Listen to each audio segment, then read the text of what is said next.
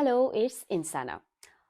বলুন তো, যদি মাঝ আকাশে কোনো এয়ারক্রাফটের ইঞ্জিন বন্ধ হয়ে যায় তাহলে কি হবে?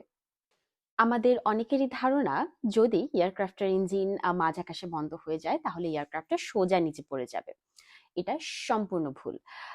এয়ারক্রাফটের যদি সবগুলো ইঞ্জিনও বন্ধ হয়ে যায়, তবুও এয়ারক্রাফটটি গ্লাইড করে অনেক দূর পর্যন্ত যেতে পারবে। সাধারণত প্রতি ৩০০ মিটার উচ্চতা হারালে একটি এয়ারক্রাফট 1.5 কিলোমিটার পর্যন্ত গ্লাইড করতে পারে।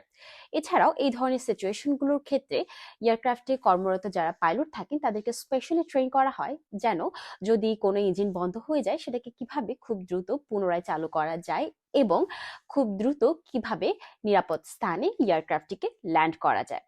এছাড়াও আধুনিক এয়ারক্রাফটগুলোতে ব্যাকআপ পাওয়ার সিস্টেম অর্থাৎ র্যাম এয়ার টারবাইন থাকে, যেটাকে সংক্ষেপে RAT বলা হয়ে থাকে। এটি জরুরি অবস্থায় এয়ারক্রাফটে বিদ্যুৎ সরবরাহ করে এয়ারক্রাফটকে নিয়ন্ত্রণ রাখতে সাহায্য করে।